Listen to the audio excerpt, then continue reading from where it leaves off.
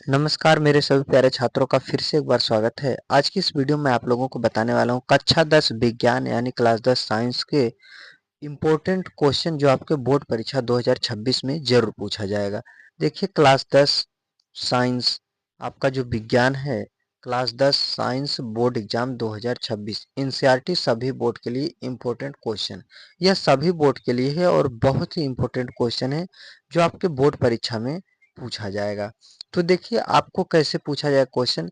जैसे पूछेगा कि प्रकाश का परावर्तन किसे कहते हैं, या प्रकाश के परावर्तन से आपका क्या आशय है, या प्रकाश का परावर्तन क्या होता है, प्रकाश का परावर्तन क्या है। तो 3 से 4 तरीके से, कई तरीके से एक ही क्वेश्चन को बोर्ड एग्जाम में पूछा जा सकता है। तो चलिए जान लेते हैं प्रकाश का परावर्तन क्या होता है। उसके बाद कुछ आपको एक उदाहरण के माध्यम से दिखाया जाएगा, चित्र के माध्यम से अभी आपको मैं समझाऊंगा। तो पहले आपको हेडिंग क्या डालना है, प्रकाश का परावर्तन लिखेंगे। जब प्रकाश की किरणें किसी चिकने व पालिशदार तल से टकराकर वापस उसी माध्यम में लौट जाती हैं तो इस घटना को प्रकाश का परावर्तन कहते हैं। कह रहा है कि कोई भी चिकना तल हो या पालिशदार, यानी चिकना मतलब जैसे शीशा है तो वह क्या है, चिकना है। कोई ऐसा चीज है, जैसे आपने कोई वस्तु लाया तो उसमें पॉलिश लगा हुआ है। अब पॉलिश क्या होता है कि जब घाम लगता है या देखने में भी चमकता है, बहुत ज्यादा चमकता है। जैसे स्टिकर आप देखेंगे तो स्टिकर भी चमकता है। बहुत ऐसी वस्तुएं हैं चमकता है।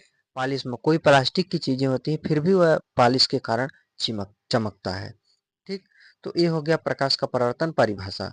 अब चलिए उदाहरण के माध्यम से हम लोग जान लेते हैं, कैसे समझें कि आखिर क्या है प्रकाश का परावर्तन। देखिए दोस्तों, मैंने एक लिया आपके सामने बैकग्राउंड। अब इस बैकग्राउंड पर यानी इस बोर्ड पर हम लोग समझेंगे। जैसे मान लीजिए ये आपका क्या है, एक मैंने सीधा लाइन खींच दिया। ठीक, मैंने मान लीजिए एक क्या किया, सीधा लाइन खींच दिया। अब लाइन खींचने के बाद मान लीजिए यह क्या है आपका, यह आपका क्या हो सकता है, यह मान लीजिए आपका दर्पण है। दर्पण मतलब आप जान रहे हैं, शीशा, जो आपके घर में शीशा लगा हुआ है, तो यह दर्पण है। अब एक प्रकाश की किरण जो है यहाँ से क्या हो रही है, आ रही है। एक प्रकाश की किरण यहाँ से आई और टकरा कर ऐसे चली गई। अब देखिए आ रही है तो इस तरह से मैंने दिखाया, और जा रही है तो इस तरह से कि वह ऊपर जा रही है। ठीक, आने जाने वाली को आप समझ लीजिए। अब देखिए यहाँ से क्या हो रही है, किरण आ रही है, लेकिन अब इधर की तरफ किरण क्या हो रही है, ऊपर जा रही है। ठीक, ऊपर जा रही है। अब देखिए यहाँ पर ऐसे जो शीशा होता है इस पर ऐसे ऐसे पॉलिश लगाया जाता है, तो कलई किया जाता है। इसको क्या कहते हैं, कलई कहते हैं। किससे होता है, तो चांदी प्लस रेड ऑक्साइड, चांदी और रेड ऑक्साइड से कलई किया जाता है। अब जो आ रही है किरण इसे क्या कहते हैं, आपतित किरण। आपतित किरण, आप इतना समझ लीजिए। आपतित किरण, आने वाली किरण को आपतित किरण कहते हैं, और जाने वाली किरण को परावर्तित किरण कहते हैं। कौन सी किरण, परावर्तित किरण कहते हैं। जिस बिंदु पर यह किरण आई है उसे हम क्या कहते हैं, उसे हम आपतन बिंदु कहते हैं। ठीक, उसे हम आपतन बिंदु कहते हैं।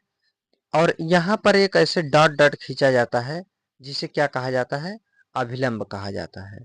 यानी अभिलंब, अभिलंब और आपतित किरण के बीच एक कोण बनता है जिसे आपतन कोण कहते हैं। अभिलंब और परावर्तन किरण, परावर्तित किरण के बीच एक कोण बनता है जिसे हम क्या कहते हैं, जिसे हम कहते हैं परावर्तन कोण। देखिए जैसे आपतन कोण और परावर्तन कोण, तो दोनों को आपने समझ लिया। यदि अभिलंब और परावर्तित किरण, आपतित किरण के बीच है तो आपतन कोण, अभिलंब और परावर्तित किरण के बीच है तो परावर्तन कोण।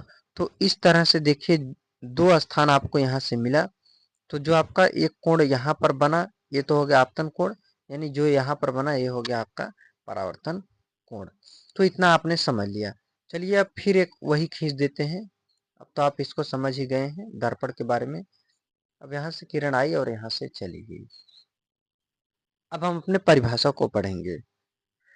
जब प्रकाश की किरणें किसी चिकने तल या पालिशदार, अब इस पे तो पालिश किया गया है शीशा पर, या शीशा चिकना है, तो कि जब प्रकाश की किरणें आ रही है किसी चिकने या पालिशदार तल पर और टकरा कर वापस उसी माध्यम में चली जाती है तो उसे हम क्या कहते हैं?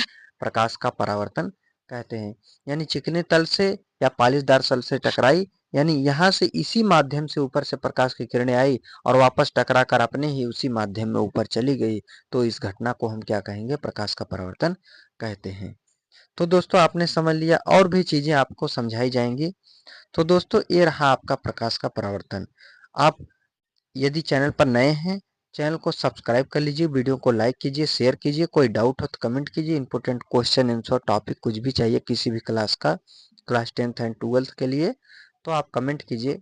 मैं आपके डाउट को भी क्लियर करूंगा और आपके जो भी सवाल होंगे उनका भी जवाब दूंगा। तो वीडियो को सबसे पहले पाने के लिए चैनल को सब्सक्राइब जरूर कीजिए। तो दोस्तों उम्मीद कर रहा हूँ कि आपको जो भी मैंने पढ़ाया प्रकाश के बारे में और उसका उदाहरण बताया, आपको समझ में आया होगा। इसी तरह से आपके बोर्ड एग्जाम की तैयारी कराई जाएगी और हर एक चीज को समझाकर, ताकि आपका कोई भी चीज छूटे ना। बस आपको क्या करना है? अपने एग्जाम के लिए अपने समय को देते रहना है, अपने पढ़ाई को अच्छी तरीके से करते रहना है। आपकी पढ़ाई आपसे छूट ना जाए, कम ही हो लेकिन प्रतिदिन हो, 2-4 दिन छूट जाए तो इसके लिए भी टेंशन नहीं लेना है। तो चलिए दोस्तों, अब मिलते हैं अगले वीडियो में, कल की वीडियो में किसी और नेक्स्ट टॉपिक के साथ। आज के लिए बस इतना ही। जय हिंद, जय भारत।